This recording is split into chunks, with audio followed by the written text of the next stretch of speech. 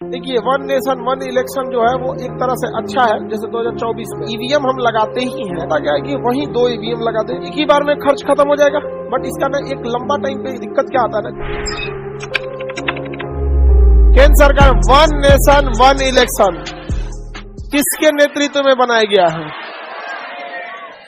केंद्र सरकार ने वन नेशन वन इलेक्शन पर एक कमेटी का गठन किया गया, इसके अध्यक्ष इसे बनाया गया रामनाथ कोविंद।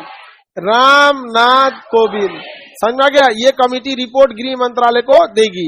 देखिए, वन नेशन वन इलेक्शन जो है वो एक तरह से अच्छा है, बट इसका ना एक लंबा टाइम पे दिक्कत क्या आता है ना, जैसे मान के चलिए 28 राज्यों में एक ही साथ, जैसे 2024 में, तो 24 में जब ईवीएम हम लगाते ही हैं तो सिक्योरिटी तो हम देते ही हैं, सिक्योरिटी का बड़ा खर्चा आता है और उस दिन छुट्टी देनी पड़ती है इलेक्शन के दिन वहां पे।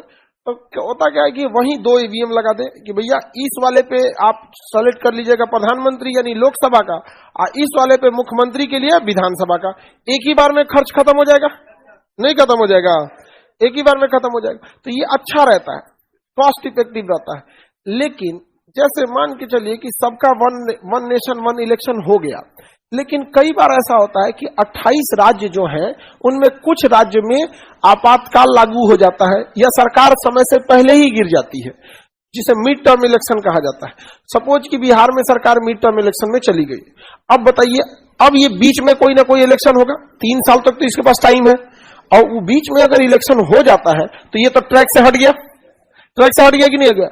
20-30 साल के बाद पता चला 10-20 राज्य क्या होंगे, ऐसे ही ट्रैक से हट जाएंगे।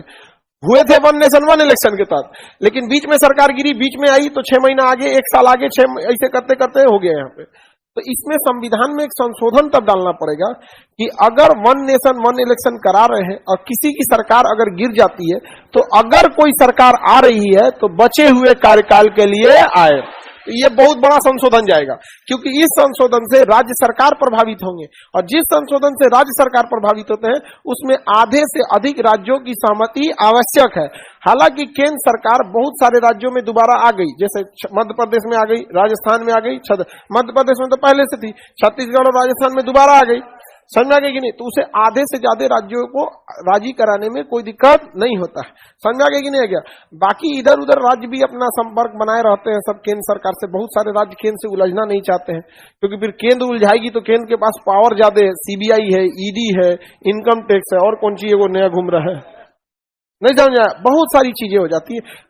केंद्र एक्स्ट्रा बजट देना रोक देगा, योजनाएं रोक देगा, तो केंद्र से आप नहीं बैर रख सकते। इलेक्शन तक ही बैर रखना चाहिए। एक समझदार सरकार क्या करती है, इलेक्शन में आपको जितना बोलना है कि भैया केंद्र में ये है वो है, खत्म इलेक्शन, अब काम पे लग जाओ। समझ में आ गया कि नहीं? अब जैसे हम लोग 17 साल से मांग रहे हैं बिहार विशेष राज्य के लिए, आप नहीं देना चाहते हो विशेष राज्य, तो हमको विशेष पैकेज दे दो। नहीं देना चाहते हो विशेष योजना दे दो। नहीं देना चाहते हो कोई बात नहीं, हम 10 गो हाईवे बना के देते हैं, तुम ही बना दो। हम अपने लिए थोड़े मांग रहे हैं बिहार राज्य कि हमारे मुख्यमंत्री अपने घरे ले जाएंगे।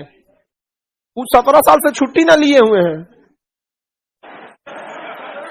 अरे नीतीश कुमार कोई छुट्टियां नहीं लेते हैं, कहां जा रहे हैं वो छुट्टी उट्टी लेके? यहाँ पे अपना काम कर रहे हैं। तो केंद्र सरकार से ज्यादा बैर लेना भी अच्छी बात नहीं है, नहीं तो किसी दिन आपको थमा देगा। आइए,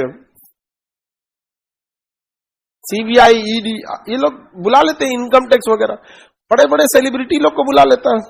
थोड़ा सा इधर उधर होगा ना तो कहेगा सीए नहीं चाहिए, वकील नहीं चाहिए, उसी को भेजो। जाएंगे तो फिर बैठ के चाय पानी होगा, 1-2 फोटो होगा, हो गया काम खत्म।